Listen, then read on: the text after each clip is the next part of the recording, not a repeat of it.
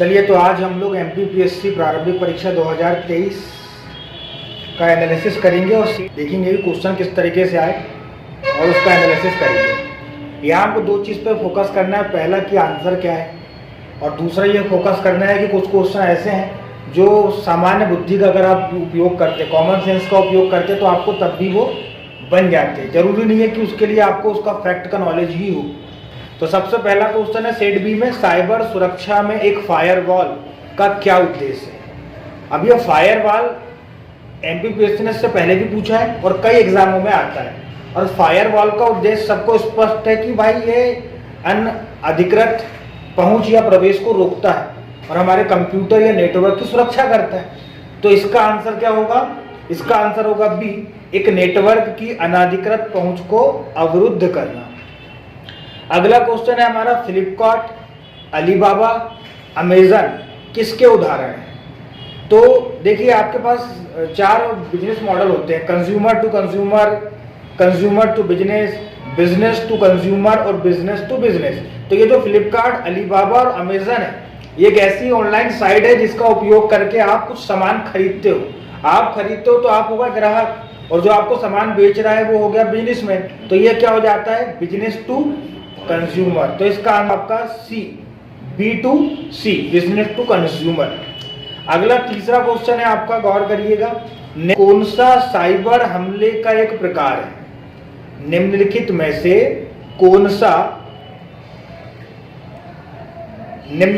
से कौन सा साइबर हमले का एक प्रकार है जिसमें उपयोगकर्ता को संवेदनशील सूचना को जाहिर करने के लिए छल करना शामिल है? तो इसका सरल सा मतलब यह है कि जो आपको विकल्प दिए हैं उसमें से वो कौन सी गतिविधि ऐसी है जिसमें क्या किया जाता है, तो जिसमें साइबर हमले के अंतर्गत उपयोगकर्ता को झूठ बोला जाएगा, उसके साथ छल किया जाएगा, उसका धोखा किया जाएगा ताकि उसकी कुछ गोपनीय जानकारी प्राप्त की जा सके। तो ये बड़ा आसान क्वेश्चन था, ठीक है। इसका आंसर क्या हो जाएगा? फिशिंग हमला। अगला क्वेश्चन है हमारा चौथा, निम्नलिखित में से कौन सा एक ई प्रोक्योरमेंट पोर्टल नहीं है? ये नहीं है वाला कॉन्सेप्ट थोड़ा ध्यान रखिएगा, क्योंकि लोग बाग हैक कर देख लेते हैं और फिर गलती कर बैठते हैं। तो क्वेश्चन था कि इन जो आपको चार विकल्प दिए हैं उसमें कौन सा एक ई प्रोक्योरमेंट पोर्टल नहीं है? तो आपके विकल्प थे एमपी टेंडर्स, दूसरा था जीईएम, तीसरा था एमपी ऑनलाइन और चौथा था एमपी एलयूएन। ध्यान से अगर आप देखेंगे तो इसमें केवल सी जो विकल्प है एमपी ऑनलाइन, ये एक ऐसा विकल्प है, यानी एमपी ऑनलाइन एक ऐसी सुविधा है जिसमें कोई गवर्नमेंट कोई ई प्रोक्योरमेंट के लिए इसका यूज नहीं करती, बल्कि हम जैसे सामान्य लोग कुछ सुविधाएं पाने के लिए एमपी पोर्टल का यूज करते हैं। तो ये बिल्कुल डिफरेंट विकल्प था, तो ये सी आंसर हो जाएगा चौथे का, एमपी ऑनलाइन। इसके बाद पांचवा क्वेश्चन देखिएगा, ई कॉमर्स का निम्नलिखित में से कौन सा लाभ है? ई कॉमर्स का निम्नलिखित में से कौन सा लाभ है? अब विकल्प पहला है 24/7 कार्य करने की क्षमता, दूसरा विकल्प है सीमित पहुंच, तीसरा विकल्प है खरीदारी के अनुभव को व्यक्तिपरक करने की अक्षमता और चौथा विकल्प है ऊंची परिचालन लागतें। तो अगर आप गौर करिएगा तो ये चारों विकल्पों में तीन विकल्प नेगेटिव है। आप चूंकि वो तीन विकल्प नेगेटिव है, दूसरे, तीसरे और चौथे, तो वो लाभ नहीं हो सकते। तो लाभ एक ही होगा, जो पहला विकल्प है अपना 24/7 कार्य करने की क्षमता। अगला क्वेश्चन देखिए 6वें नंबर का, निम्नलिखित में से कौन सा इंटरनेट कनेक्शन का एक प्रकार है जो टेलीफोन लाइनों का प्रयोग करता है? तो जब आप इंटरनेट पढ़ते हो तो शुरू में ही बतलाया जाता है कि इंटरनेट का इस्तेमाल कैसे किया जाता है, इंटरनेट कैसे कैसे आया, पहले क्या था और अभी क्या है। तो पहले जो हम लोग यूज करते थे, जो आपका जो पहला विकल्प है डीएसएल, दूसरा विकल्प है केबल, तीसरा विकल्प है फाइबर ऑप्टिक और चौथा विकल्प है सैटेलाइट।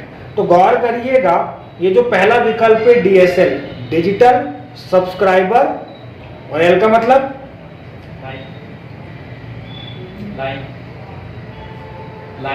लाइन। बहुत बढ़िया। तो डिजिटल, डीएसएल का फुल फॉर्म क्या हो गया? Digital subscriber line.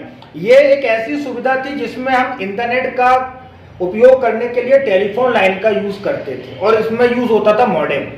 तो डीएसएल बड़ा आसान आंसर था, ये हमने बात किए थे। इसके बाद आप अगला क्वेश्चन देखिए, अगला क्वेश्चन है सातवां, वह प्रक्रिया जिसके द्वारा रिसीवर संदेश के स्रोत के द्वारा प्रयोग किए गए संकेतों की व्याख्या करता है।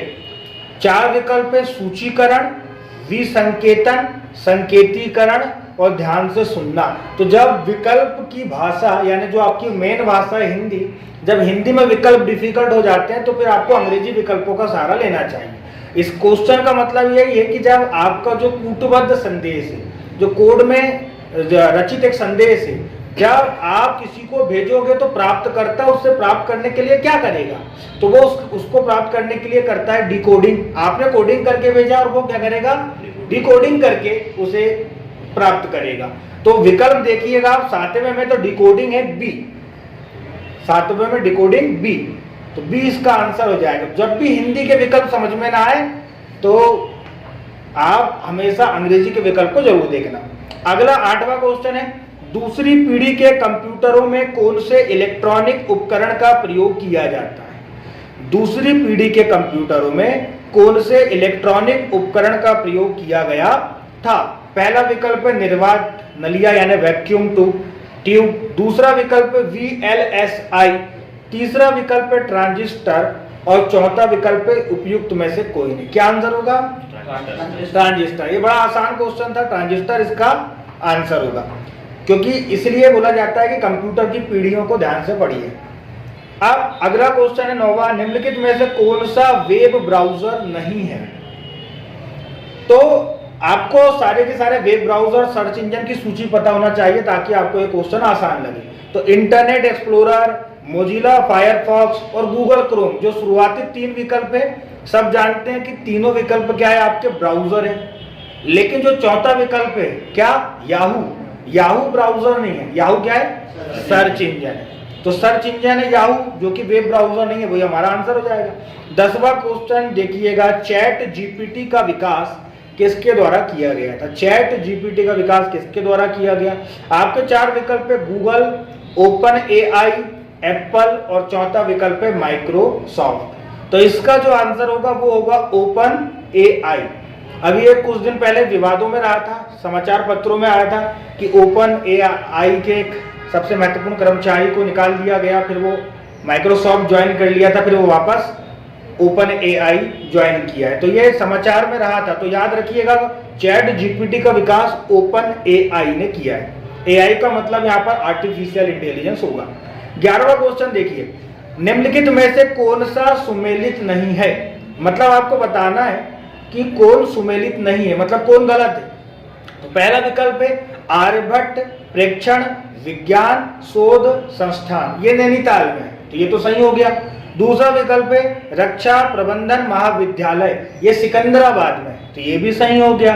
तीसरा विकल्प है केंद्रीय भारतीय भाषा संस्थान, ये मुंबई दिया हुआ है, जो कि गलत आंसर है, क्योंकि ये केंद्रीय भारतीय भाषा संस्थान मसूरी में है। ठीक है, ये सबको पता नहीं होता है, लेकिन अगर आप ढेर सारे संस्थान पढ़ेंगे राष्ट्रीय लेवल के तो आपको पता रहेगा कि ये मसूरी में है। और चौथा था भारतीय विज्ञान संस्थान, इंडियन इंस्टीट्यूट ऑफ साइंस, ये तो फेमस संस्थान है, भारत के टॉप एजुकेशन इंस्टीट्यूशन में से एक, बेंगलुरु।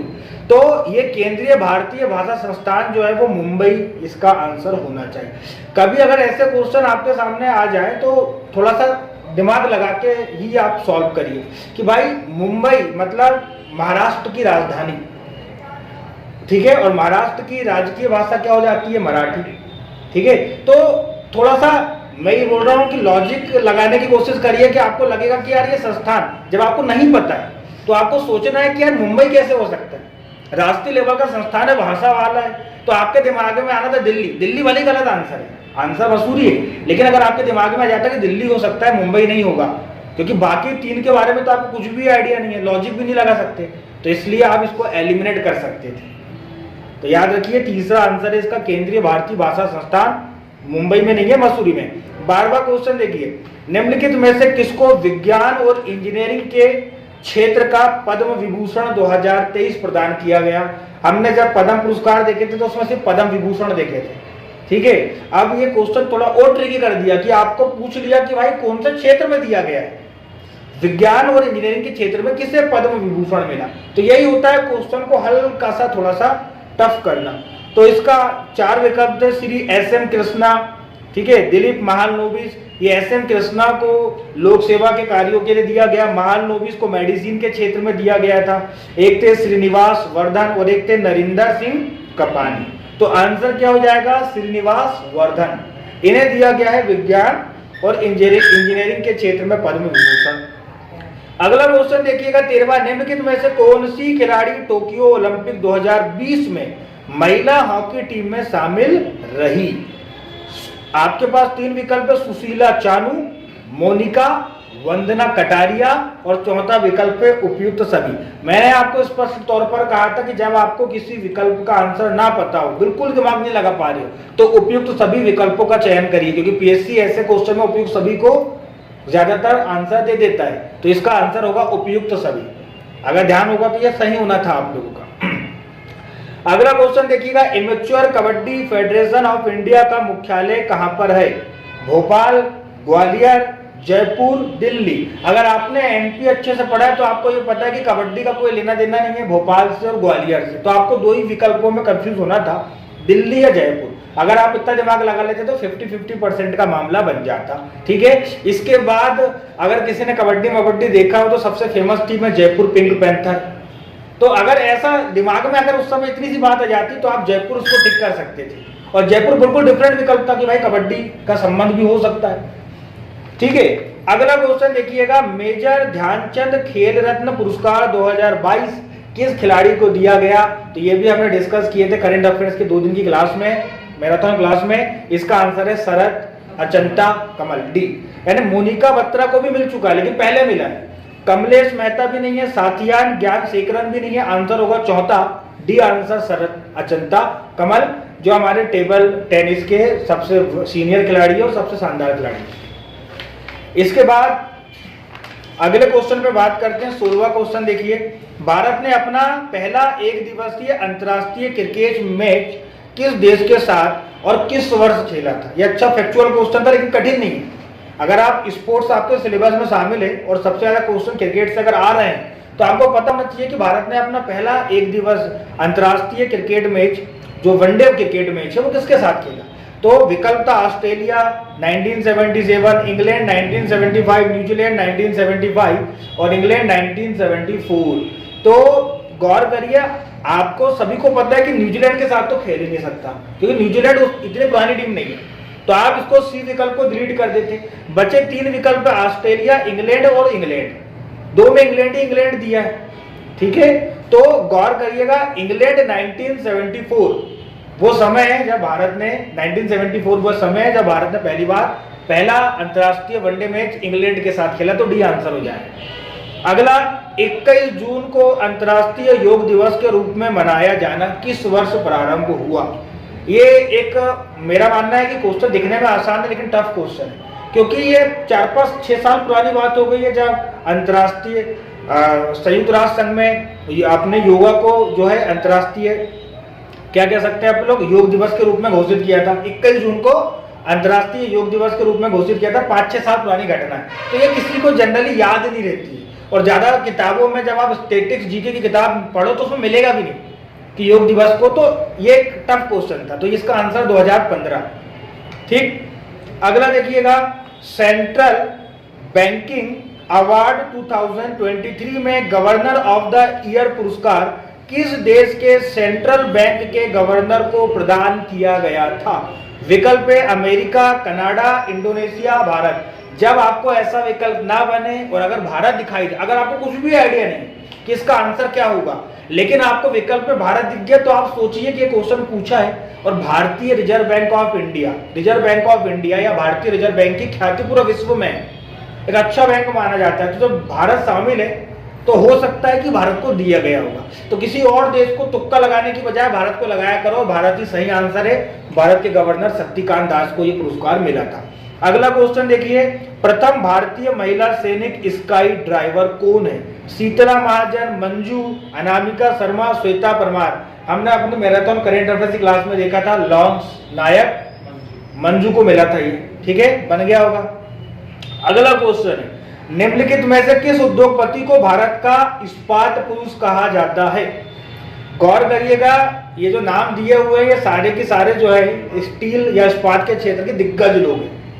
बहुत से लोगों ने लक्ष्मी मित्तल लगा के आए होंगे क्योंकि लक्ष्मी मित्तल को स्टील किंग कहा जाता है, लेकिन इसका आंसर है जमशेद जे ईरानी, जो स्टील भारत का इस्पात पुरुष कहे जाते हैं। ठीक, अगला क्वेश्चन है 21वां, चित्रकूट धार्मिक स्थल को किस एक अन्य नाम से भी पहचाना गया? मतलब चित्रकूट का एक और प्राचीन नाम क्या हो सकता है? 4 विकल्प है, जगतपुरी, रामसिया, ब्रह्मपुरी और काकड़ाएं।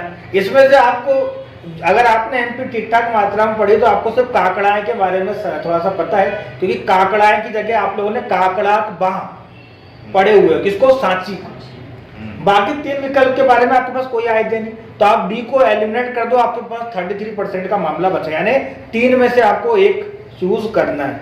तो इसमें कुछ लोगों ने लॉजिक ये भी लगाए होंगे कि भाई चित्रकूट से संबंध राम जी का है, तुलसीदास ने वही लिखा, तो उन्होंने राम सिया लगा दिए होंगे, लेकिन इसका एग्जैक्ट आंसर कहीं मिल नहीं रहा है, लेकिन एक संभावना है कि इसका सी आंसर हो सकता है ब्रह्मपुरी। ठीक है, कंफ्यूजन है, इसलिए हम वेट करेंगे कि एमपीपीएससी इसका क्या आंसर देता है, लेकिन अभी के लिए आप मान लीजिए सी आंसर है ब्रह्मपुरी। अगला क्वेश्चन देखिए, मुकुल किसकी प्रसिद्ध साहित्यिक रचना है? मुकुल किसकी साहित्यिक रचना है? सुभद्रा कुमारी चौहान एमपीपीएससी की प्री राइटर है, उनके ऊपर क्वेश्चन उन्होंने इससे पहले भी पूछा है। तिरिधारा, बिखरे मोती, उन्मादिनी किसका रचना है? ये पूछा हुआ पीएससी में क्वेश्चन है, तो याद रखिएगा, फिर रिपीटेड क्वेश्चन है, मुकुल किसकी रचना है? सुभद्रा कुमारी चौहान। इसके बाद ऐतिहासिक मतंगेश्वर मंदिर कहाँ स्थित है? सभी को पता है खजुराहो, खजुराहो अपने मंदिरों के लिए जाना जाता है, इसलिए खजुराहो को शिल्पकला का तीर्थ भी कहते हैं, तो मतंगेश्वर मंदिर खजुराहो में आएगा। ऐसा क्वेश्चन गलत नहीं होना चाहिए। अगला देखिएगा, दीवार पर मिट्टी से बनाई जाने वाली नौडोरा अलंकरण किस जनजाति की विशेषता है? ठीक, विकल्प थे भील, कोरकू, सहरिया और गोंड। तो याद रखें, नौडोरा अलंकरण गोंड जनजाति से संबंधित एक कला है, तो इसका आंसर क्या हो जाएगा? डी, गोंड। अगला क्वेश्चन देखिएगा 25वां, भीमा नायक का संबंध किस रियासत से था? भीमा नायक का संबंध किस रियासत से था? तो पहला विकल्प है मंडला, दूसरा विकल्प है बड़वानी, तीसरा विकल्प है किशनगढ़ और चौथा विकल्प है मुड़ियादो।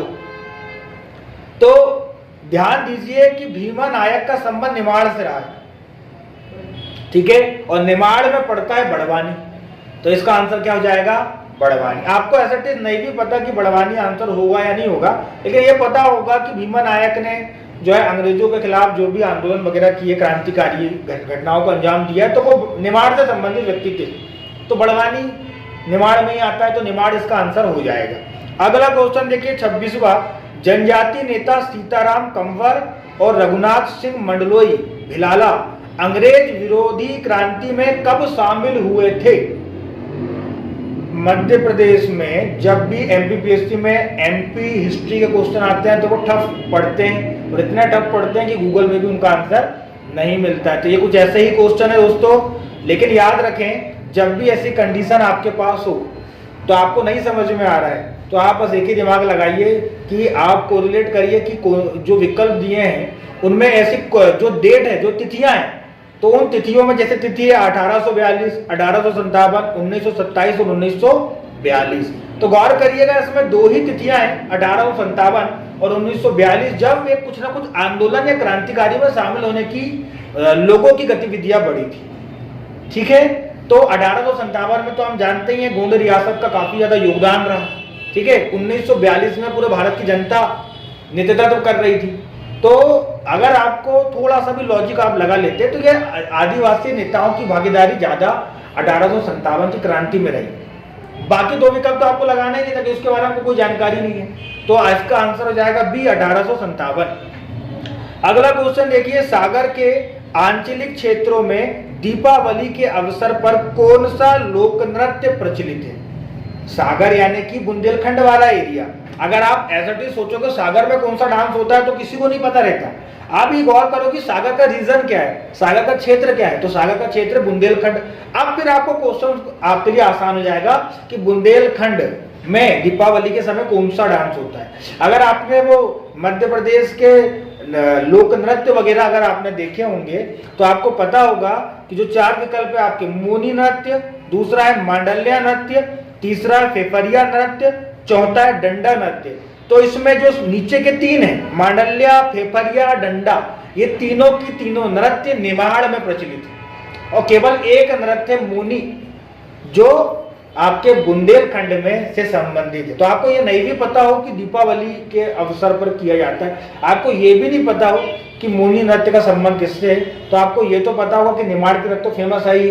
तो तीनों निमाड़ के तो एलिमिनेट होगा, तो एक ही आंसर बचता है मोनी नृत्य, तो ए आंसर होगा मोनी नृत्य। अगला क्वेश्चन देखिए, रामचंद्रिका किसकी प्रसिद्ध रचना है? विकल्प पद्माकर, भूषण, केशवदास और भवभूति। ये बड़ा आसान आंसर क्वेश्चन था। कठिन काव्य के प्रेत के नाम से जाने जाने वाले केशवदास, यानी बी विकल्प राइट आंसर होगा। बाकी ठीक है, सॉरी सी विकल्प केशवदास आपका राइट आंसर होगा। तो सी विकल्प केशवदास राइट आंसर है। इसके बाद देखिएगा 29वां, स्वतंत्रता आंदोलन में निवाड़ी जिले की थोना लुहारी गोलीकांड की घटना कब घटित हुई थी? अब आपने जीवन में पहली बार सुना होगा थोना लुहारी गोलीकांड की घटना। आप गूगल में भी सर्च करके देखेंगे तो आपको कहीं नहीं मिलेगा। अब चूंकि एग्जाम में आ चुका है तो फिर कई लोग इसके बारे में जानकारी जानेंगे तो लेटेस्ट रहेगी, पहले से जानकारी आपको ज्यादा नहीं मिल पाएगी। तो वो फिर वही वाली बात, एमपी पीएससी में एमपी हिस्ट्री बहुत खराब आएगी। तो वो आप मान के चलिए कि आपको ना भी बने तो कोई दिक्कत नहीं, वो किसी से नहीं बनेगी ज्यादातर। तो इसका आंसर भी नेट में गूगल वगैरह में नहीं मिल रहा है, लेकिन एक कुछ जगह 1939 देखा गया है। ठीक है, तो आप एमपीपीएससी के आंसर की का वेट करिए, लेकिन अभी के लिए अगर नंबर जोड़ना तो 1939 मान सकते हैं। ठीक, अगला विकल्प देखिए, बालकृष्ण शर्मा नवीन ने 2 काव्य प्राण अर्पण तथा आत्मोत्सर्ग किस पर लिखे? ठीक, गणेश शंकर विद्यार्थी, जयशंकर प्रसाद, प्रभाकर माचवे और माखनलाल चतुर्वेदी। तो अगर आपने थोड़ा बहुत साहित्यकारों के बारे में पढ़ा हो तो ये पता होना चाहिए कि बालकृष्ण शर्मा नवीन का जन्म शाजापुर में हुआ था, और ये इनके नाम से समारोह शाजापुर में मनाया जाता है। और इनके जीवन में गणेश शंकर विद्यार्थी का काफी ज्यादा प्रभाव रहा है, इसलिए उन्होंने गणेश शंकर विद्यार्थी के लिए जो है लिखा था। फिर भी अगर आपको कभी कंफ्यूजन होता भी तो नीचे वाले जो है जयशंकर प्रसाद, प्रभाकर माचवे और माखनलाल चतुर्वेदी तीनों शुद्ध रूप से साहित्यकार थे, जबकि गणेश शंकर विद्यार्थी साहित्यकार के साथ साथ पत्रकार भी थे। तुक्का लगाना हो तो कुछ भी सोच लो, तो थोड़ा सा हो सकता है कि आपका सटीक बैठ जाए। ठीक, मतलब गणेश शंकर विद्यार्थी को आप साहित्यकार, समाज सुधारक, पत्रकार इत्यादि नाम से भी जानते हो, लेकिन बाकी नीचे वाले तो तीनों के तीनों साहित्यकार ही थे, तो इसलिए गणेश शंकर विद्यार्थी इसका राइट आंसर है। अगला क्वेश्चन देखिएगा, ग्रीन मफलर किस प्रदूषण से संबंधित है? ग्रीन मफलर किस प्रदूषण से संबंधित है? ये एनवायरमेंट एंड इकोलॉजी का क्वेश्चन है। पहला विकल्प है मृदा, दूसरा है वायु, तीसरा है ध्वनि और चौथा है जल। तो ग्रीन मफलर का कॉन्सेप्ट बहुत सामान्य सा है कि क्या होता है कि रोड के दोनों तरफ किनारे किनारे जो है 4-5 रो में आपने पेड़ लगा दिए, और पेड़ लगाने से होता क्या है कि जो ध्वनि प्रदूषण है उसकी रोकथाम होती है। तो ध्वनि प्रदूषण को रोकने के लिए ग्रीन मफलर का कॉन्सेप्ट आया, तो इसका आंसर होगा विकल्प सी ध्वनि। कुछ लोगों ने गलती किया होंगे, मफलर से हमको अरविंद केजरीवाल का मफलर याद आ गया होगा और उन्होंने वायु प्रदूषण लगाए होंगे, तो वो आपकी गलती नहीं है, आपने लॉजिक ठीक लगाया, लेकिन ये कॉन्सेप्ट की नहीं पता होने के कारण आंसर इसका क्या होगा? ध्वनि। अगला देखिएगा, पारिस्थितिकी तंत्र में ऊर्जा का प्रभाव निम्न से उच्च पोषण स्तर पर जाने से कम होता है, इसे निम्नलिखित द्वारा समझा जा सकता है। ये हमने एनवायरमेंट एंड इकोलॉजी में वो 10% का सिद्धांत पढ़े थे कि भाई जब ऊर्जा प्राथमिक पोषण स्तर से आगे बढ़ेगी तो 90% ऊर्जा उपभोग कर ली जाती है, केवल 10% ऊर्जा ही अगले पोषण स्तर तक पहुंचती है। तो ये तो आपको पता है, वो दिया भी हुआ है। सवाल है कि ये कौन से सिद्धांत के अंतर्गत आएगा।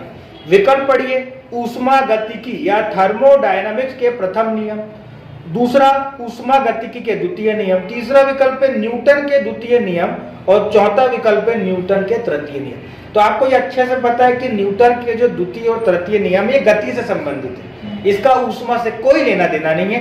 तो लास्ट का दो विकल्प एलिमिनेट होगा तो 50% का मामला बच जाता है। अब बचे दो विकल्प ऊष्मागतिकी फर्स्ट और ऊष्मागतिकी सेकंड। अगर मान लो आपको नियम तो पता है लेकिन ये याद नहीं है कि किसमें, तो थोड़ा सा सोचने का प्रयास करें। पहला नियम में क्या हो सकता है कि ऊष्मा का एक दिशीय प्रवाह, ऊष्मा का एक दिशीय प्रवाह होता है, मतलब ऊष्मा एक दिशा से दूसरी दिशा की ओर ही गति करती है। तो ये तो हो गया पहला नियम। तो फिर वो 10% का नियम कायम हो जाएगा दूसरे में। कंफ्यूजन होगा लेकिन इस तरीके से सोचोगे तो कभी गलती नहीं होगी।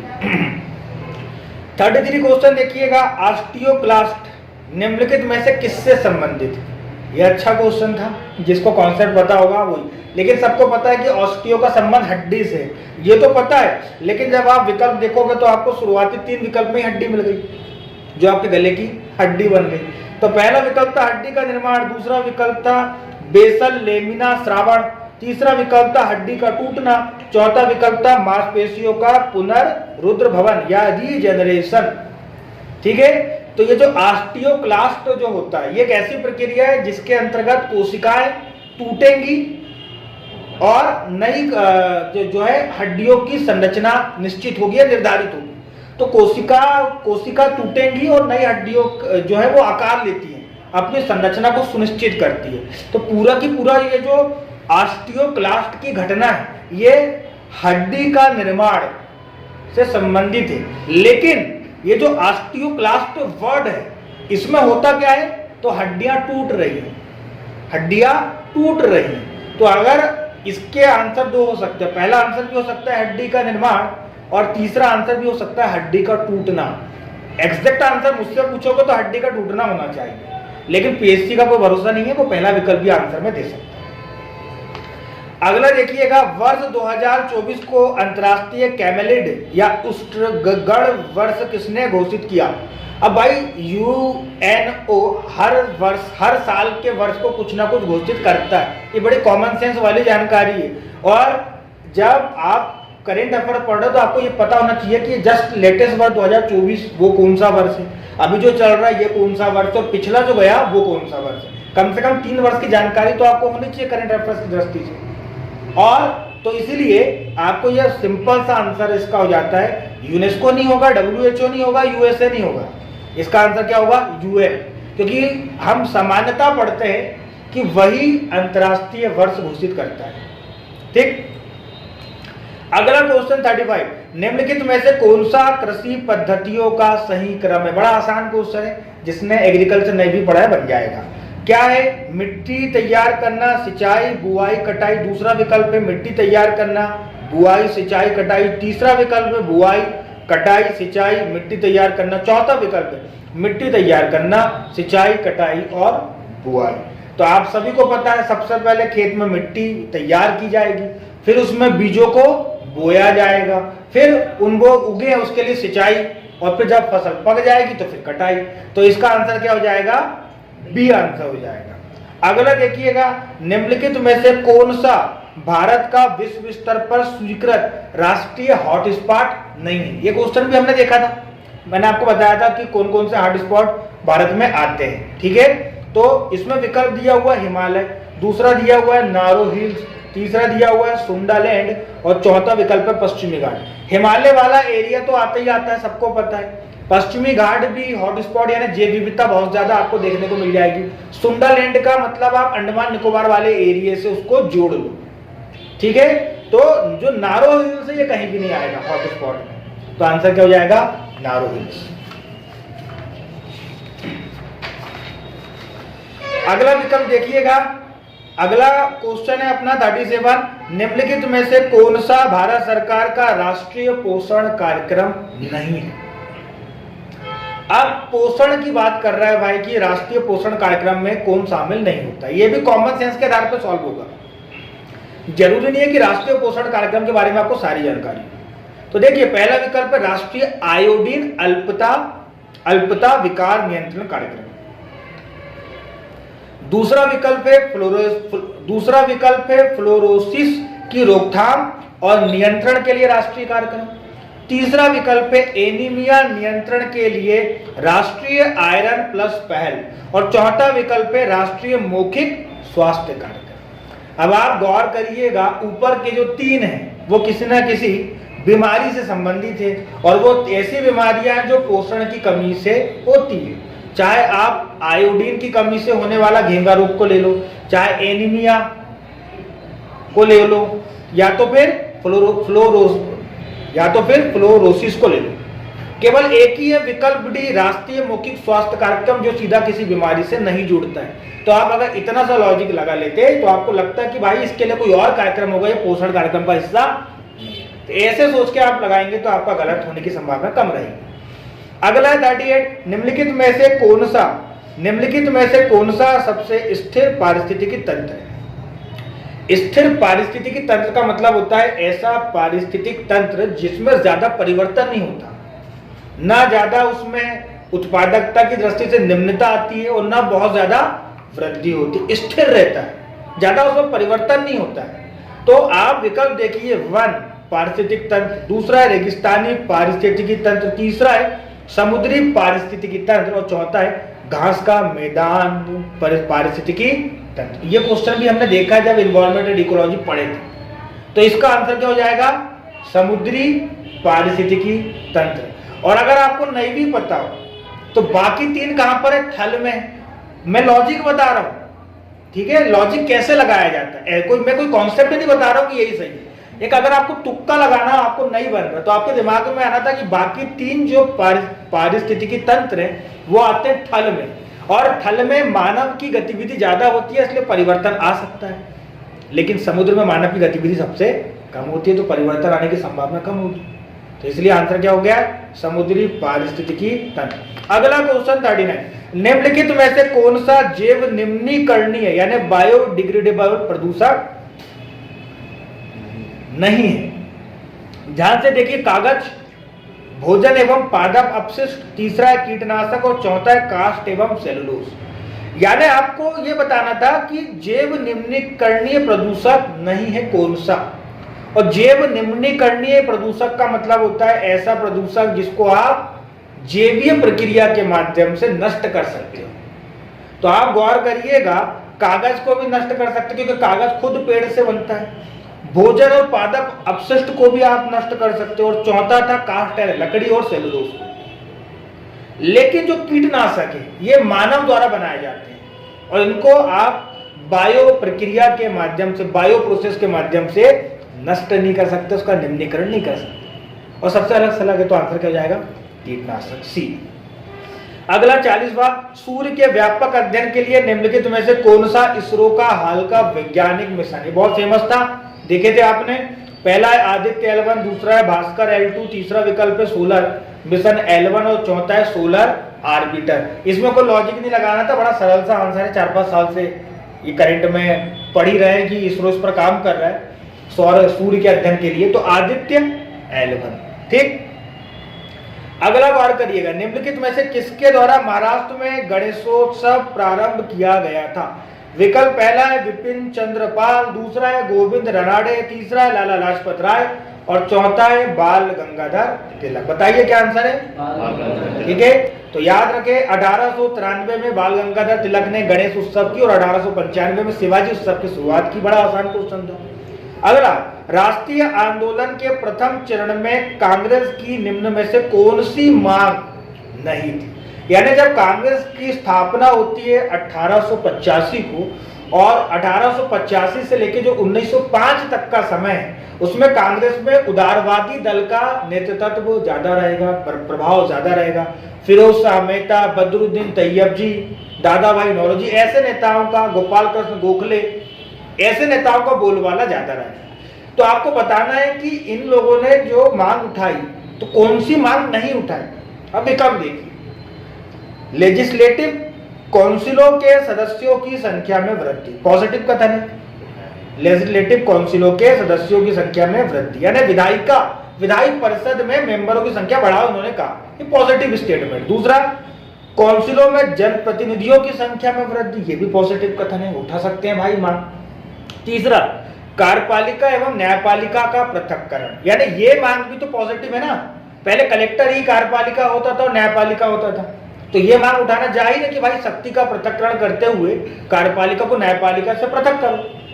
चौथा विकल्प, कार्यपालिका एवं न्यायपालिका का एकीकरण, तो पहले एकीकरण था और बाद में क्या किया गया, पृथक्करण। तो वो जब एकीकरण पहले से था अंग्रेजों के समय, तो वो ये मांग तो उठा ही नहीं सकते, और सारे कथनों में केवल यही नेगेटिव कथन है, तो ये आंसर हो जाएगा डी।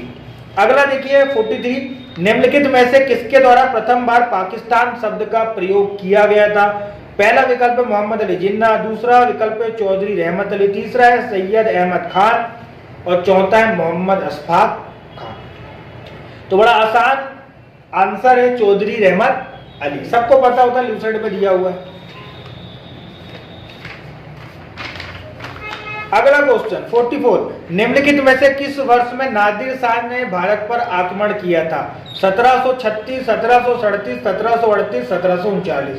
आनंद जी बना, ये बना था, जिसमें सबसे ज्यादा समय दिया आपने वही सब क्वेश्चन गलत करके आए। 1739, जिसका डी आंसर रहेगा 1739। ठीक है, अगला क्वेश्चन है शकों पर विजय के उपरांत चंद्रगुप्त द्वितीय ने निम्नलिखित में से किस धातु के सिक्के प्रचलित किए?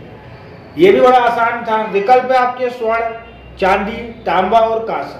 तांबा और कांसा बड़ी सस्ती धातु है, इतनी बड़ी विजय के उपलक्ष्य में ये दो तांबा या कांसे का सिक्का तो जारी करेंगे नहीं, दोनों को एलिमिनेट कर दो, बचा 50-50 का मामला। आपको ऐसा लग रहा होगा कि भाई गुप्त काल में सबसे ज्यादा स्वर्ण सिक्के जारी हुए, तो ये आंसर हो सकता है, लेकिन नहीं, ये स्पष्ट फैक्ट दिया हुआ है कि शकों पर विजय प्राप्त करने के बाद चंद्रगुप्त द्वितीय विक्रमादित्य ने सकारी की उपाधि लिया और चांदी के सिक्के जारी किए। तो ये आसान क्वेश्चन था, बन जाना था। अगला, निम्नलिखित में से किस वर्ष में लॉर्ड विलियम बेंटिक द्वारा प्रेस स्वतंत्रता प्रदान की गई? विकल्प है 1832, 1833, 1834 और 1835।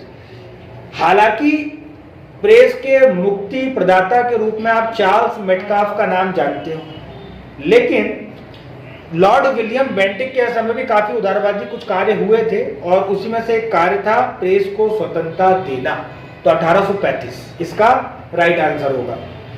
अगला क्वेश्चन, आर्य मंजूश्री मूल कल्प निम्नलिखित में से किससे संबंधित है? आ गया बौद्ध धर्म से क्वेश्चन।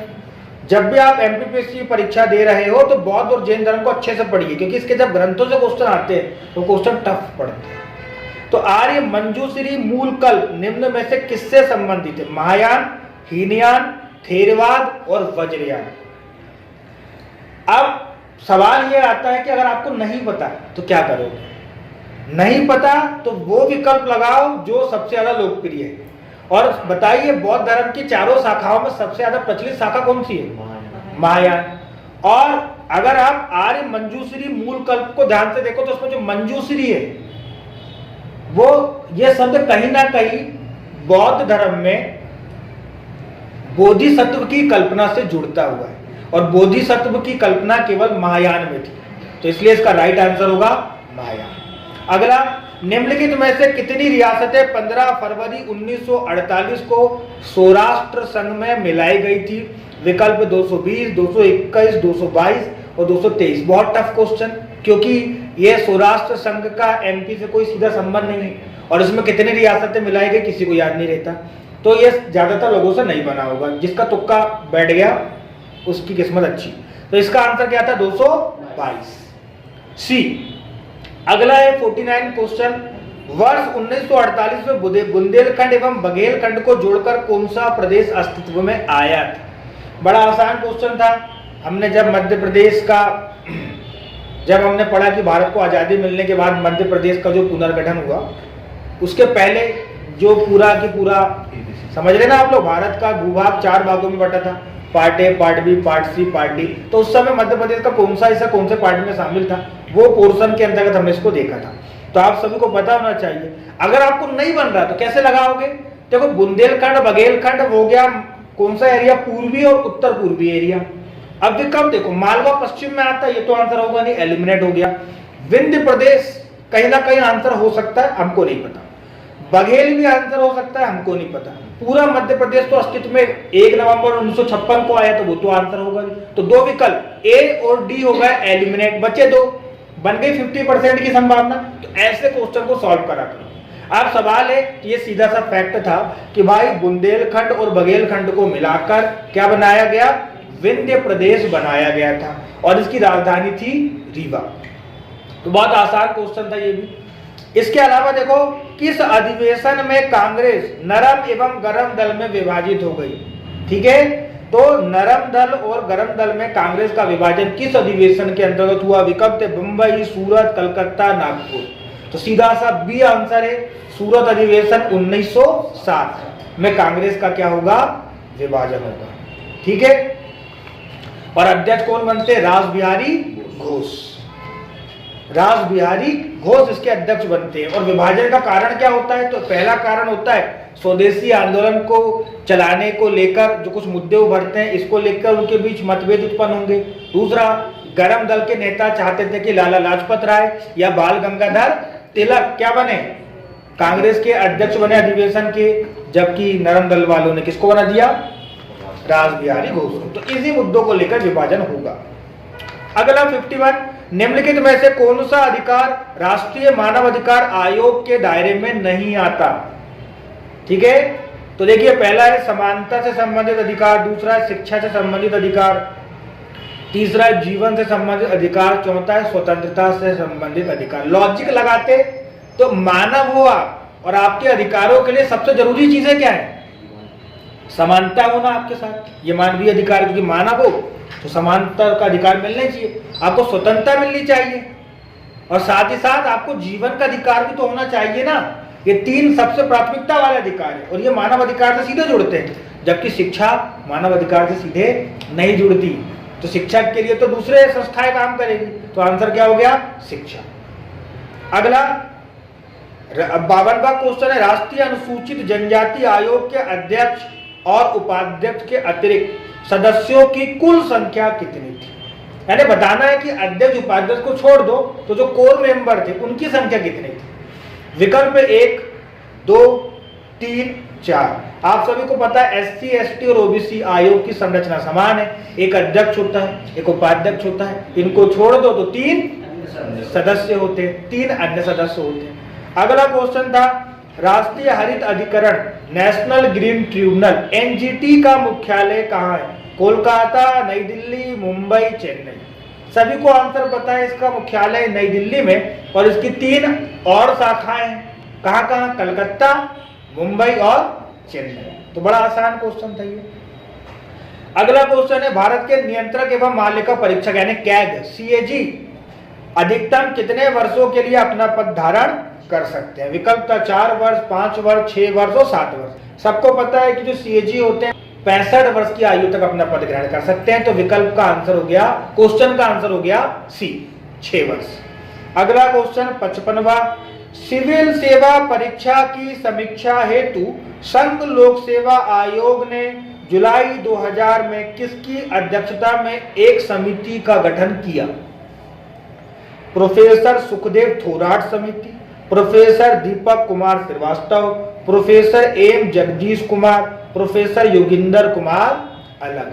आपको ये क्वेश्चन टफ लगा होगा, लेकिन ये लगा होगा कि यार ऐसा क्वेश्चन कैसे करेंगे, लेकिन आप ध्यान रखिए कि UPSC और MPPSC के जो आयोग है ये आपके सिलेबस का हिस्सा है, तो इनसे संबंधित समितियों के क्वेश्चन आपके लिए आ सकते हैं। तो ज्यादा आपको इसमें आश्चर्यचकित होने की आवश्यकता नहीं। तो इसका आंसर है डी, प्रोफेसर योगेंद्र कुमार अलग।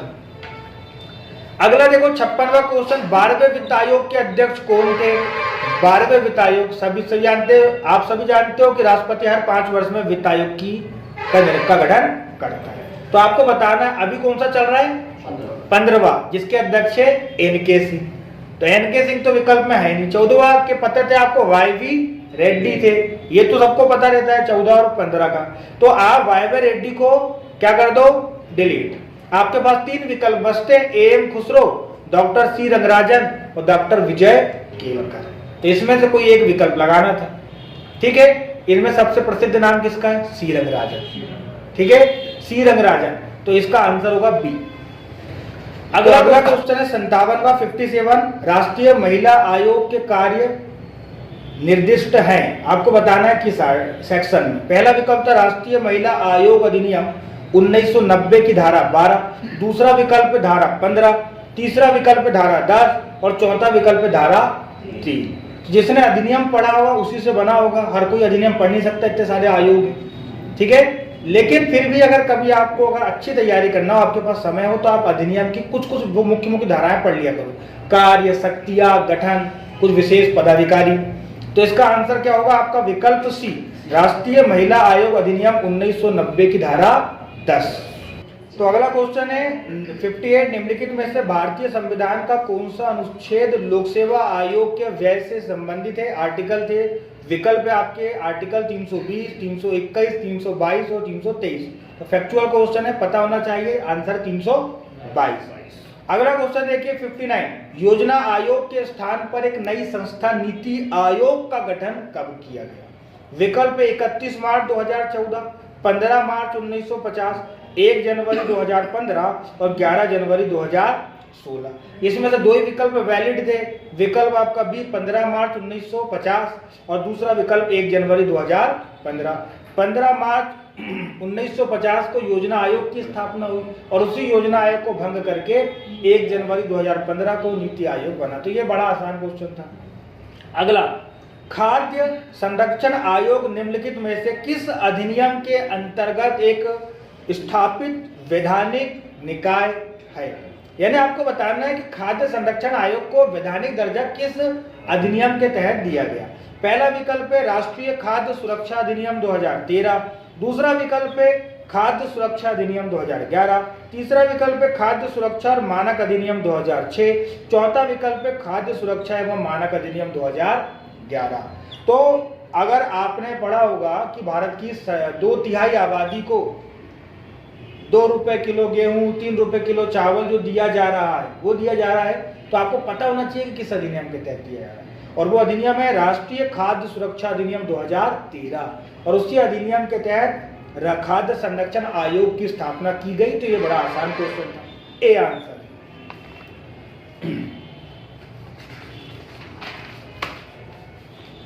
अगला, जब हमने इकोनॉमिक्स पढ़ा था तो ये देखा था राष्ट्र की बैंकों का राष्ट्रीयकरण। मैंने आपको बताया था कि बैंकों के राष्ट्रीयकरण के जो है बैंकों का राष्ट्रीयकरण 2 स्तर पर हुआ था। 1969 को 14 बैंकों का राष्ट्रीयकरण हुआ और 1980 को 6 बैंकों का राष्ट्रीयकरण हुआ। तो विकल्प में आपके 4, 6, 14 और 20 था, तो आंसर हो जाएगा बी, 6 बैंकों का राष्ट्रीयकरण 1980 में होगा। ठीक, चल अगला क्वेश्चन है सिडबी। सिडबी भी हमने पढ़े थे कि सिडबी की स्थापना कब हुई। तो विकल्प है अप्रैल 1990, जनवरी 1950, अगस्त 1995 और मई 2005। तो सीधा सा आंसर है अप्रैल 1990 को सिडबी यानी small industrial development bank of India की स्थापना हुई, जिसका मुख्यालय है लखनऊ। ठीक, अगला क्वेश्चन है नाबार्ड की स्थापना कब की गई। आप सोचिए आपके सिलेबस में जिस संस्था का नाम लिखा हुआ है उसका अगर आपको स्थापना वर्ष पूछ रहे तो इससे आसान क्वेश्चन कोई नहीं हो सकता। तो विकल्प थे 15 अगस्त 1947, 1 अप्रैल 1951, 12 जुलाई 1982 और 26 जनवरी 1950। तो याद रखिए 12 जुलाई 1982 विकल्प सी इसका आंसर होगा।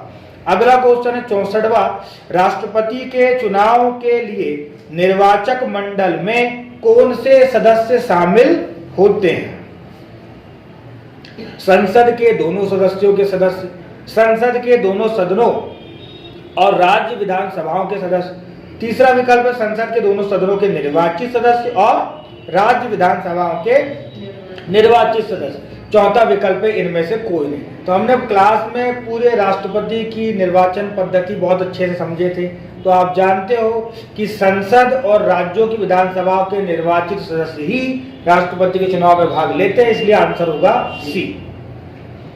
अगला क्वेश्चन देखिएगा, राज्य के नीति निर्देशक तत्वों की व्याख्या भारतीय संविधान के भाग 4 का में की गई है। ये व्यवस्था किस देश के संविधान से ली गई है?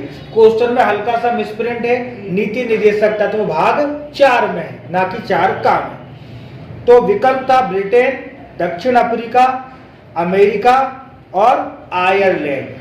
सभी को पता है नीति निर्देशक तत्व किस देश के संविधान से लिए गए हैं। ये बड़ा ही प्रिय क्वेश्चन है एमपीपीएससी का या किसी भी अन्य एग्जाम का। तो हमने कोड से याद करा था निराश राज्यसभा, ये कोड किसका था? आयरलैंड से लिए गए तत्वों का। और उसमें जो नी है निराश में नी का मतलब ही था नीति निर्देशक तत्व, इसका आंसर हो जाएगा। अगला क्वेश्चन देखिए, संसद का निर्माण निम्नलिखित में से किनके द्वारा होता है? पहला विकल्प है राज्यसभा और लोकसभा, दूसरा विकल्प है लोकसभा और राष्ट्रपति, तीसरा विकल्प है लोकसभा राज्यसभा और राष्ट्रपति, चौथा विकल्प है प्रधानमंत्री लोकसभा और राज्यसभा। तो आपको पता है संसद का काम है कानून बनाना। कानून बनने के लिए जरूरी है कि लोकसभा राज्यसभा से पास हो और फिर राष्ट्रपति उस पर हस्ताक्षर करे। तो आंसर क्या हो जाएगा आपका? सी, लोकसभा राज्यसभा और राष्ट्रपति से मिलकर आपकी संसद बनेगी। अगला क्वेश्चन देखिएगा 67, शिक्षा का अधिकार किस संविधान संशोधन द्वारा मौलिक अधिकार में शामिल किया गया? पहला संविधान संशोधन, 42वां संविधान संशोधन, 44वां और 86वां संविधान संशोधन। तो आप सभी को पता है, ये कई बार हमने पढ़े कि 86वां संविधान संशोधन अधिनियम 2002 के माध्यम से भारतीय संविधान में एक नए आर्टिकल को शामिल कराया जाएगा, आर्टिकल 21A, और इसके तहत शिक्षा को मूल अधिकार बनाया जाएगा, जिसके तहत 6 से 14 वर्ष तक के बच्चों को निःशुल्क और अनिवार्य शिक्षा दी जाएगी। ठीक, तो इसका आंसर होगा बी, इसका आंसर होगा डी, 86वां संविधान संशोधन। 68वां क्वेश्चन है, अनुच्छेद 51 का 51A मौलिक कर्तव्य की व्याख्या करता है। फिलहाल कितने मौलिक कर्तव्यों का उल्लेख है? 10, 11, 12, 15। बड़ा आसान क्वेश्चन था। सभी को पता है कि जब पहली बार 42वें संविधान संशोधन के द्वारा संविधान में मूल कर्तव्य जुड़े तो 10 थे। फिर 86वें संविधान संशोधन 2002 के माध्यम से 11वां मूल कर्तव्य संविधान में जोड़ दिया गया। तो सोचिए एक ही संविधान संशोधन के से संबंधित 2 क्वेश्चन कंटिन्यू आ गए। तो इससे आप समझ सकते हो कि एमपीपीएससी क्वेश्चन बनाने में ज्यादा मेहनत नहीं करता है। अगला क्वेश्चन है 69, किस संविधान संशोधन के द्वारा प्रस्तावना में समाजवादी शब्द जोड़ा गया था? यह भी मोस्ट इंपॉर्टेंट क्वेश्चन माना जाता है। ठीक है, प्रस्तावना में मात्र एक ही बार संशोधन हुआ है और वो भी था 42वां संविधान संशोधन अधिनियम 1976, जिसके माध्यम से प्रस्तावना में 3 शब्द जोड़े गए, समाजवादी, पंथनिरपेक्ष और अखंडता। तो हमारा आंसर क्या हो जाएगा? पहला, दूसरा, 42वां या 44वां? तो विकल्प सी आंसर होगा, 42वां संविधान संशोधन। अगला क्वेश्चन है 70वां, संविधान सभा का निर्माण किस योजना के तहत किया गया था? विकल्प पहला है क्रिप्स मिशन, दूसरा है कैबिनेट मिशन, तीसरा है साइमन कमीशन और चौथा है इनमें से कोई नहीं। तो बड़ा आसान क्वेश्चन था ये। सबको पता है 1946 में कैबिनेट मिशन आया था, जिसके 3 मेंबर थे, और कैबिनेट मिशन ने जो फार्मूला सुझाया उसी फार्मूले पर संविधान सभा का गठन हुआ था। ठीक है, तो बी आंसर होगा, कैबिनेट मिशन योजना। अगला क्वेश्चन देखिए 71वां, निम्नलिखित युग्मों का मिलान करते हुए सही कूट की पहचान कीजिए। एक तरफ आपको जैव आरक्षित क्षेत्र यानी बायोस्फीयर रिजर्व दिए हुए, दूसरी तरफ आपको राज्य दिए हुए। ये क्वेश्चन उन्हीं से बना होगा जिनको पता होंगे कि ये कहां पर है, जिसने नेशनल पार्क या सेंचुरीज वगैरह अच्छे से पढ़े होंगे। मैं आपको बता दूं क्वेश्चन बड़ा आसान है, क्योंकि सारे नेशनल पार्क या सेंचुरी जो दिए हुए हैं वो सारे फेमस वाले हैं। ठीक, तो नोकरेक है आपका मेघालय में, मानस है आपका असम में, शिमलीपाल है आपका उड़ीसा में और शेषाचलम है आपका आंध्र प्रदेश में। तो क्या आंसर हो गया? ए इज द राइट आंसर। अगला क्वेश्चन देखिए, भूमिगत ताप के उपयोग का प्रथम सफल प्रयास कहां किया गया? भूमिगत ताप के उपयोग का प्रथम सफल प्रयास कहां किया गया? तो पहला था बोइजे इडाहो यूएसए, दूसरा था तेल अवीव इजराइल, तीसरा था टोक्यो जापान और चौथा था कैनबरा ऑस्ट्रेलिया। मुझे पता है आप लोगों को यह क्वेश्चन नहीं बना होगा, लेकिन कभी ऐसी स्थिति बन जाए कि आपको नहीं बन रहा है तो आप थोड़ा सा सोच लीजिए कि भूमिगत ताप के उपयोग का सफल प्रयास यानी टेक्नोलॉजी का यूज करके एक पहली बार कोई कार्य किया जा रहा है और बताइए चारों जो आपको देश है, आपको बन तो नहीं रहा, आप तुक्का ही मार रहे हो, तो तुक्का भी थोड़ा लॉजिक से मार दो कि जो दिए गए विकल्प में जो 4 देश हैं उनमें चारों देश में सबसे ज्यादा टेक्नोलॉजी में आगे कौन सा देश है, सबसे पहले जिसने खोजे किसने की है, अमेरिका। तो आप पहला विकल्प टिक कर देते अमेरिका। अगला क्वेश्चन देखिए 75, निम्नलिखित में से किसे मोलेसिस बेसिन भी कहा जाता है? मोलेसिस बेसिन किसे कहा जाता है? विकल्प पहला था मणिपुर, दूसरा था त्रिपुरा, तीसरा था मिजोरम और चौथा था नागालैंड। तो दोस्तों सबसे ज्यादा पहाड़ियां वगैरह जो है वो मिजोरम में है और मिजोरम को ही मोलेसिस बेसिन कहा जाता है। ठीक है, तो ये क्वेश्चन भी बहुत ज्यादा टफ नहीं था, बस थोड़ा सा घुमा के पूछा हुआ क्वेश्चन है। तो इसका आंसर होगा सी, मिजोरम।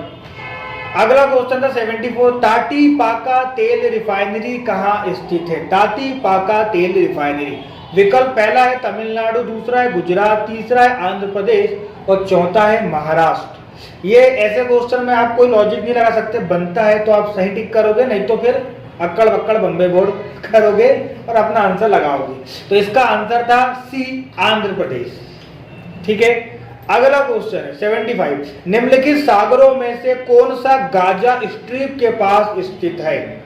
ठीक है, भूमध्य सागर, लाल सागर, काला सागर और कैस्पियन सागर, सारे के सारे इंपॉर्टेंट सागर दिए हुए हैं। और अभी चूंकि इजराइल फिलिस्तीन विवाद चल रहा है, गाजा स्ट्रीप में लगातार इजराइल बमबारी कर रहा है, तो ये बड़ा ही चर्चा का विषय है। तो आप अगर एमपीपीएससी या सिविल किसी भी सिविल सर्विस एग्जाम के एस्पिरेंट हो तो आपको जो चर्चित जानकारियां हैं उन पर उसके आसपास की सारी खबरों की जानकारी होना चाहिए। तो गाजा स्ट्रीप अगर आपने मैप वगैरह देखा होगा तो पश्चिम में पड़ता है, जस्ट गाजा स्ट्रीप के बाद क्या लगता है, भूमध्य सागर। तो आंसर होगा भूमध्य सागर ए। 76 क्वेश्चन, निम्नलिखित का सही मिलान कीजिए, स्थान और उसके राज्य। बेलाडीला, केंदुझर, बालाघाट और कद्रेमुख, और राज्य दिए हुए उड़ीसा, कर्नाटक, छत्तीसगढ़ और मध्य प्रदेश। ये खनिज तत्वों से क्वेश्चन है, एक तरफ खनिजों के लिए जाने जाने वाले स्थान है और संबंधित राज्य। ये भी बड़ा आसान क्वेश्चन था। बेलाडीला कहाँ पाया जाता है? छत्तीसगढ़ में। केंदुझर उड़ीसा, बालाघाट आपका मध्य प्रदेश और कद्रेमुख कर्नाटक। तो क्या आंसर होगा इसका? तो इसका आंसर होगा बी। अगला क्वेश्चन था, निम्नलिखित में से पटल विरूपण प्रक्रिया के अंतर्गत कौन सी प्रक्रिया नहीं आती? तो ये जो पटल विरूपण है इसमें भूकंप भी आता है, प्लेटें आपस में टकराती भी है और मूड़दार पर्वतों का निर्माण भी होता है। लेकिन ये जो विस्मांगी है, जिसे अंग्रेजी में हेटेरोजेनिक कहा जा रहा है, इसका ज्योग्राफी से कोई लेना देना नहीं। तो थोड़ा लॉजिक लगाते तो इसका आंसर हो जाता बी, विस्मांगी का पटल विरूपण प्रक्रिया से संबंध नहीं। अगला क्वेश्चन है 78, राज्यों के अधिकतम से न्यूनतम साक्षरता अनुसार सही क्रम को इंगित कीजिए। ये बड़ा अच्छा क्वेश्चन था। सबको ये पता होता है कि केरल टॉप पर है शिक्षा की दृष्टि से साक्षरता में, और सेकंड मिजोरम। दो सबको पता होते हैं, उसके बाद शायद लोगों को पता नहीं होते। तो दो ही विकल्प में लोगों को कंफ्यूजन हुआ होगा। देखिए सबसे टॉप पे केरल है और मिजोरम है, ये पहला और डी विकल्प है, केरल मिजोरम दोनों टॉप पे है। तो आपको बी और सी तो आपके एलिमिनेट हो गए कि केरल के बाद मिजोरम आना था। तो विकल्प ए और डी में कंफ्यूजन है। तो अब यहां लगाइए लॉजिक। दो तो आपने अपने ज्ञान के बल पे दो को एलिमिनेट कर दिया, अब लगाइए लॉजिक। फिर केरल और मिजोरम के बाद गोवा और त्रिपुरा, और पहले विकल्प में त्रिपुरा और गोवा। तो आपको मन में सोचना था कि भाई त्रिपुरा में ज्यादा अच्छी साक्षरता होगी कि गोवा में। तो आपकी अंतरात्मा से आवाज आती, भले वो सही हो ना हो, लेकिन एक आपको लगता कि भाई गोवा में शिक्षा साक्षरता ज्यादा होगी, क्योंकि त्रिपुरा उतना डेवलप स्टेट नहीं। तो आप गोवा को आगे कर देते, त्रिपुरा को लास्ट कर देते, तो आपका आंसर आपको मिल जाता। तो आंसर है 78 का डी। अगला क्वेश्चन है 79, नासिक जिले में त्र्यंबक पहाड़ियों से निकलने वाली नदी कौन सी है? त्र्यंबक पहाड़ियों से सामान्यतः आपने सुना होगा त्र्यंबकेश्वर पहाड़ी नासिक से गोदावरी नदी निकलती है। ठीक है, ये सबको पता होता है, लेकिन ये जो नदियां दी है इनमें से शायद हर किसी को जानकारी नहीं रहती, बहुत परिचित नदियां नहीं है। तो शत्रुंजी जो है वो गुजरात में बहती है, भद्रा जो है वो कर्नाटक में है, ठीक है, और तीसरा है आपका ढाढर और चौथा है आपका वेतरना।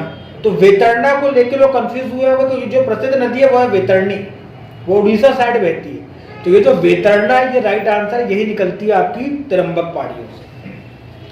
अगला था 80वां क्वेश्चन, निम्नलिखित में से कौन सी वायुमंडलीय परत जलवायु और मौसम में सभी परिवर्तनों के लिए जानी जाती है? तो कौन सी परत में मौसम की संबंधी परिवर्तन होते हैं?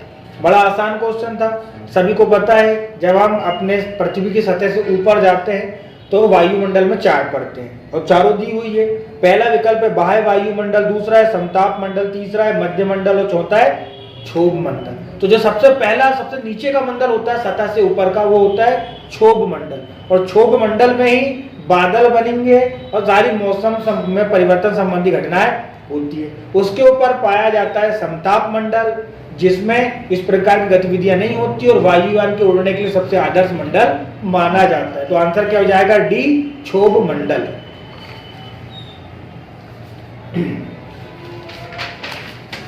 अगला क्वेश्चन है 81, निम्नलिखित में से कौन सा थर्मल पावर स्टेशन अनूपपुर जिले के चचाई में स्थित है?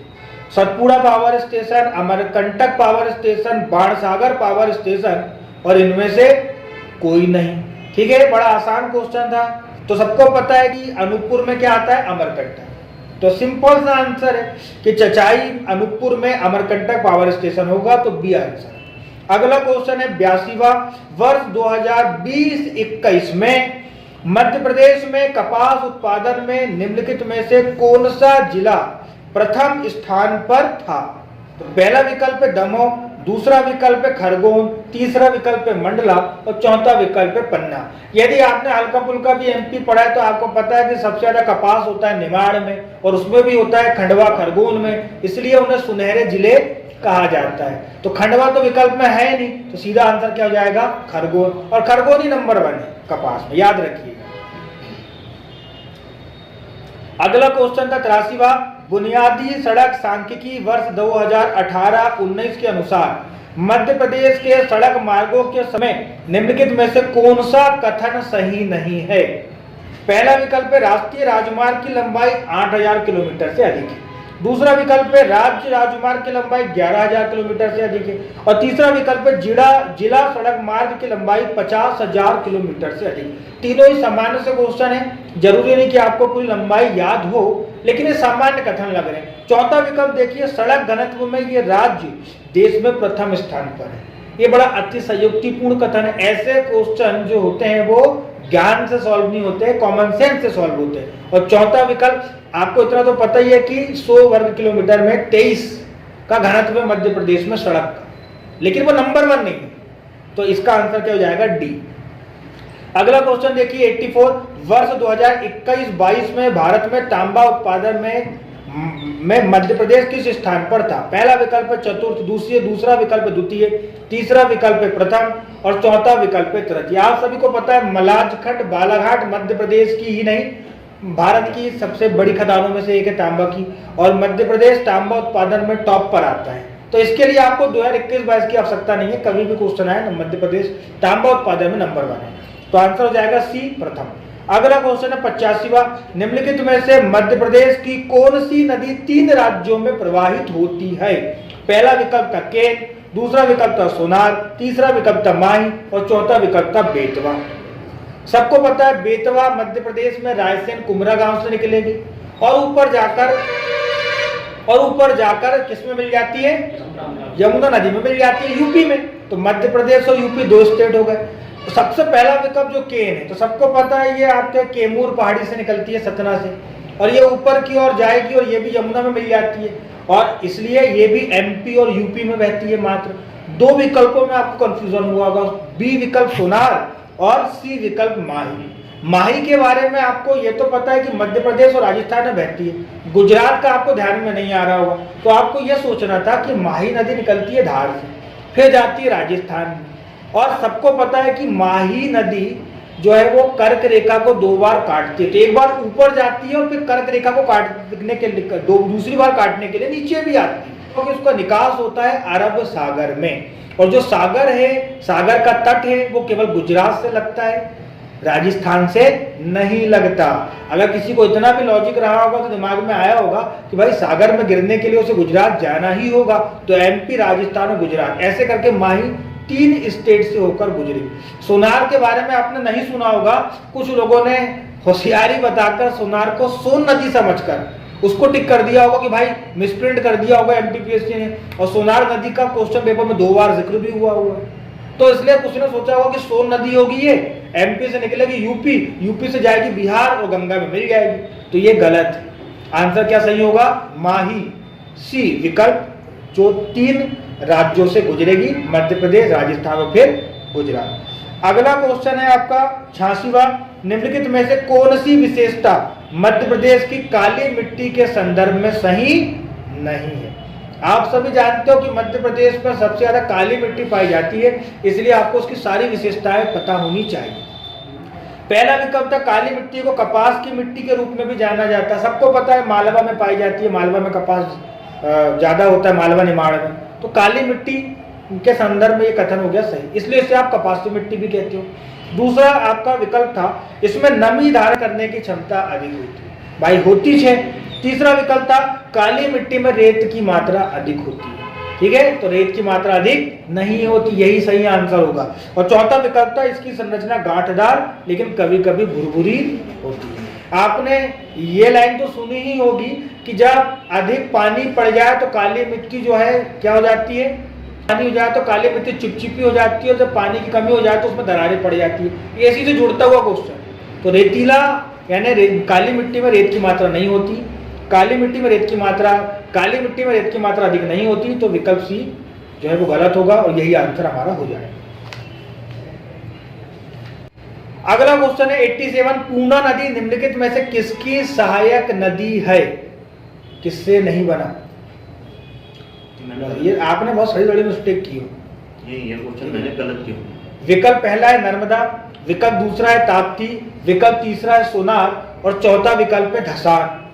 आपको मैंने बिल्कुल बड़ी सरल सी क्या पढ़ाया था, ताप, आग, और आग में हम क्या देते हैं यज्ञ में पूर्ण आहुति, तो ताप में ही पूर्ण आहुति दोगे तो पूर्णा ताप्ती की सहायक नदी हो गई ऐसे।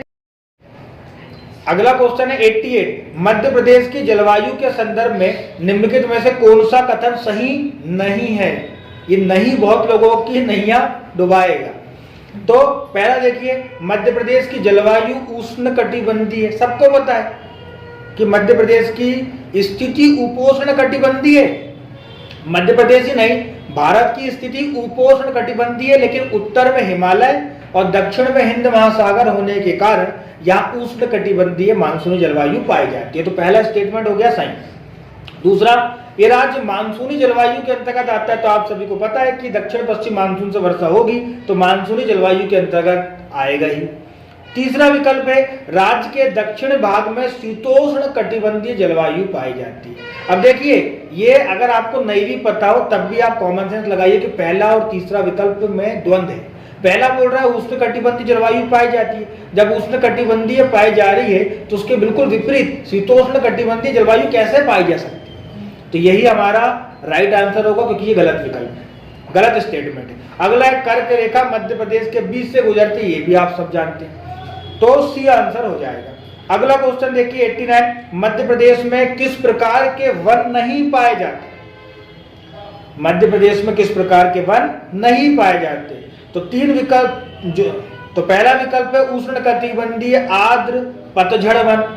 सभी जानते हैं कि मध्य प्रदेश में पतझड़ वन को पर्णपाती वन भी कहते हैं, ये पाए जाते हैं। शुष्क पर्णपाती भी पाए जाते हैं, आर्द्र पर्णपाती भी पाए जाते हैं। उप आर्द्र पहाड़ी वन भी पाए जाते हैं, कांटेदार वन भी पाए जाते हैं जहां वर्षा कम होती है। लेकिन जो अल्पाइन वन है, अल्पाइन वन ठंडे प्रदेशों में पाए जाते हैं और ये मध्य प्रदेश में नहीं पाए जाते। अगला क्वेश्चन है 90, बीजागढ़ की पहाड़ी निम्नलिखित में से किस पर्वत श्रेणी में स्थित है? बीजागढ़ की पहाड़ी, पहला विकल्प था सतपुड़ा श्रेणी, दूसरा था विंध्याचल, तीसरा था कैमूर और चौथा था महादेव। वैसे तो आपको बन जाना था कि गुजरात में जहां सतपुड़ा पर्वत श्रेणी को राजपीपला पर्वत श्रेणी कहते हैं, वहीं बीजागढ़ पर्वत श्रेणी पाई जाती है। लेकिन कभी याद ना हो तो मेरी बात याद रख लो, जब दिल से तुक्का ही मारना है तो तुक्का भी ऐसा मारो जो बड़ा चर्चित टाइप का हो। सतपुड़ा पर्वत श्रेणी के ऊपर से क्वेश्चन यूपीएससी ने पहले भी पूछा है और मैंने आपको बताया कि पीएससी ज्यादा मेहनत करता नहीं, तो आपको अगर तुक्का मारना होता तो चर्चित विकल्प को यानी सतपुड़ा पर्वत श्रेणी को मारना था। और वही आंसर है ए, सतपुड़ा पर्वत श्रेणी। अगला क्वेश्चन 91, टंट्या मामा आर्थिक कल्याण योजना का उद्देश्य क्या है? करंट अफेयर पढ़े थे ना? हाँ सर। बन गया ना? और नहीं भी बनता तो लॉजिक लगा लेते हैं। अगला क्वेश्चन है 91, टंट्या मामा आर्थिक कल्याण योजना का उद्देश्य क्या है? पहला विकल्प है आदिवासी महिलाओं को निःशुल्क शिक्षा प्रदान करना। दूसरा विकल्प है अनुसूचित जनजाति के बीपीएल श्रेणी के लाभार्थियों को नए उद्योगों और व्यवसायों के लिए कम लागत वाले उपकरण और कार्यशील पूंजी की आपूर्ति करना। तीसरा विकल्प है आदिवासी क्षेत्रों में बुनियादी ढांचे का विकास का वित्त पोषण करना। चौथा विकल्प है आदिवासी युवाओं के बीच खेलों को बढ़ावा देना। लॉजिक लगाते हैं, अगर नहीं भी पता होता आंसर तो बन जाता। टंट्या मामा क्या है? ये आर्थिक कल्याण योजना है। अब आर्थिक कल्याण योजना तो पैसे से ही संबंधित होगी, वित्त सहायता वगैरह दी जा रही होगी, तो निःशुल्क शिक्षा महिलाओं को नहीं दी जाएगी इसके अंतर्गत। पहला तो आप एलिमिनेट कर दो। तीसरा विकल्प बुनियादी ढांचे का विकास, ये भी वो आर्थिक सहायता से नहीं जोड़ रहा है। अरे बुनियादी ढांचे का विकास तो सबके लिए होगा, इसमें आदिवासी कहां से आ जाएंगे? चौथा विकल्प है आदिवासी युवाओं के बीच खेल को बढ़ावा, ये भी आर्थिक कल्याण से नहीं जुड़ता। तो अगर आप तीन को एलिमिनेट कर देते तो आपके पास विकल्प बचता बी कि अनुसूचित जनजाति के बीपीएल श्रेणी के लाभार्थियों को नए उद्योगों व्यवसायों के लिए कम लागत वाले उपकरण और कार्यशील पूंजी यानी पैसा की आपूर्ति करना। समझ गए? अगला क्वेश्चन देखिए 92, मध्य प्रदेश के किस शहर में ट्रांसफार्मर और संबद्ध उत्पादों के उत्पादन के लिए समर्पित क्लस्टर है? विकल्प इंदौर, ग्वालियर, भोपाल, जबलपुर। कई लोगों ने बाल लगा के आए होंगे, उनको लगा होगा भेल भोपाल में है और वो ट्रांसफार्मर वगैरह बनाती है, तो भोपाल इसका सही आंसर है, लेकिन इसका आंसर है इंदौर। ठीक। अगला क्वेश्चन है 93, व्यवसाय सुधार कार्य योजना बिजनेस रिफॉर्म एक्शन प्लान 2020 के लिए राज्यों के मूल्यांकन में मध्य प्रदेश का प्रदर्शन कैसा रहा? पहला विकल्प था मध्य प्रदेश को अंडर अचीवर का दर्जा दिया गया। दूसरा विकल्प था मध्य प्रदेश को टॉप अचीवर्स का दर्जा दिया गया। तीसरा विकल्प था मूल्यांकन में मध्य प्रदेश को रेटिंग नहीं दी गई। चौथा विकल्प था मध्य प्रदेश को अचीवर्स का दर्जा दिया गया। अब देखिए, ये उन्हीं से बना होगा जिसने पढ़ के गए होंगे, फिर भी मैं आपको एक रास्ता दिखा दे रहा हूं कि अगर आपने नहीं पढ़ के गए हो तो क्या करोगे, संभावनाएं कैसे बढ़ानी है तुक्के की। देखिए, सबसे पहला वही कि अतिशयोक्ति वाला कार्य मत करिए भाई। अतिशयोक्ति जैसे मध्य प्रदेश व्यवसाय सुधार कार्य नंबर 1 पे टॉप अचीवर लग रहा है कि नहीं हो सकता, तो आप बी को एलिमिनेट कर दो। और बिल्कुल न्यूनतम भी नहीं है अंडर अचीवर, यानी ए को भी आप एलिमिनेट कर दो। विकल्प सी, मूल्यांकन में मध्य प्रदेश को रेटिंग नहीं दी गई, ऐसा तो हो ही नहीं सकता। मध्य प्रदेश भारत के मुख्य स्टेट में से एक है, महत्वपूर्ण राज्यों में से एक। तो विकल्प क्या बचता है? डी, कि मध्य प्रदेश को अचीवर्स का दर्जा दिया गया। अगला क्वेश्चन है 94, मध्य प्रदेश के निम्नलिखित जिलों को 2011 की जनगणना के अनुसार उनकी दशकीय जनसंख्या वृद्धि दर 2001 से 2011 के क्रम में निम्नतम से उच्चतम तक व्यवस्थित करें। यानी सबसे कम दशकीय वृद्धि दर जिनकी है वो पहले आएंगे और सबसे ज्यादा जिनकी दशकीय वृद्धि दर है वो बाद में आएंगे। मैंने आपको एक कोड बताया था ABC, अनूपपुर, बैतूल और छिंदवाड़ा। ये अगर आपको याद रहा होगा तो आपको अनूपपुर, बैतूल, छिंदवाड़ा 3 लाइन से कहाँ दिख रहे हैं? विकल्प बी में। और चौथा मंदसौर है या नहीं, हमको कोई लेना देना नहीं, तो हमारा आंसर हो गया बी। अगला क्वेश्चन देखिए 95, मध्य प्रदेश राज्य नीति एवं योजना आयोग रिपोर्ट 2023 के अनुसार मध्य प्रदेश के किस जिले में बहुआयामी गरीबी में सबसे अधिक सुधार देखा गया है? विकल्प था बड़वानी, खंडवा, बालाघाट, अलीराजपुर। अब देखो, ये तो वैसे आसान क्वेश्चन था, अलीराजपुर में सबसे ज्यादा सुधार देखा गया है, लेकिन अगर आपको नहीं बनता तो फिर तुक्का सिद्धांत का पालन कैसे किया जाएगा? चारों विकल्प में सबसे गरीब स्टेट राज्य, चारों विकल्पों में सबसे गरीब जिला आपको कौन सा लग रहा है? अलीराजपुर। जो सबसे गरीब है, सबसे ज्यादा सुधार भी वहीं हुआ होगा, तो आप डी लगा देते अलीराजपुर। कुल मिला के कहानी ऐसी है कि जब तुक्का लगाना ही है तो थोड़ा सा लॉजिक से लगाओ। समझ पा रहे हैं? अगला क्वेश्चन है 96, भारत में स्थानीय स्वशासन के जनक कौन थे? ये बड़ा प्रसिद्ध क्वेश्चन है। विकल्प था डलहौजी, माउंटबेटन, मैकाले और रिपन। तो आप सभी को पता है 1882 से 1886 तक भारत के वायसराय या गवर्नर जनरल रहे लॉर्ड रिपन भारत में स्थानीय स्वशासन के जनक माने जाते हैं। अगला क्वेश्चन है, भारतीय संविधान के किस संशोधन द्वारा नगरपालिका कानूनों को अद्यतन यानी अपडेट बना दिया गया? सभी को पता है विकल्प 71, 72, 74 और 73। तो सबको पता है 74वां संविधान संशोधन 1992 जो 1993 में लागू हुआ, इसी के द्वारा नगर पालिका को क्या किया गया था? संवैधानिक दर्जा दिया गया। तो विकल्प यानी आंसर होगा सी 74। अगला क्वेश्चन है 98, निम्नलिखित में से कौन मध्य प्रदेश विधानसभा के प्रथम अध्यक्ष थे? तो पहला विकल्प है अपना भगवंतराव मंडलोई, दूसरा विकल्प है द्वारिका प्रसाद मिश्रा, तीसरा विकल्प है शंकर दयाल शर्मा और चौथा विकल्प है पंडित कुंजीलाल दुबे। वैसे तो क्वेश्चन बड़ा आसान है क्योंकि भगवंतराव मंडलोई और द्वारिका प्रसाद मिश्र क्या रहे हैं? मध्य प्रदेश के मुख्यमंत्री, जबकि शंकर दयाल शर्मा भारत के राष्ट्रपति रहे। तो एक आंसर हो जाता है पंडित कुंजीलाल दुबे जो हमारी विधानसभा के पहले अध्यक्ष थे। और मैंने आपको याद भी एक ट्रिक के माध्यम से कराया था और वो ट्रिक क्या थी कि मध्य प्रदेश में सारे कानूनों नियम कानूनों को बनाने की या निर्णयों को लेने की कुंजी कहाँ है? कुंजी कहाँ है? विधानसभा में। तो विधानसभा के पहले अध्यक्ष कुंजीलाल दुबे। अगला क्वेश्चन है 1999, कोई विधेयक धन विधेयक है या नहीं, इसका निर्णय राज्य में कौन करता है? मुख्यमंत्री, राज्यपाल, विधानसभा का अध्यक्ष या विधि मंत्री? चिल्लाकर मैंने ये बताया था आपको कि धन विधेयक इंपॉर्टेंट है और हमेशा याद रखिए कि धन विधेयक होगा या नहीं होगा, संसद में लोकसभा और राज्य में विधानसभा अध्यक्ष ये बताएगा कि कौन सा विधेयक धन विधेयक है और कौन सा विधेयक धन विधेयक नहीं। अंतिम क्वेश्चन 16, उच्च न्यायालय के न्यायाधीशों की अधिकतम आयु सीमा कितनी है? विकल्प 60, 62, 58 और 56।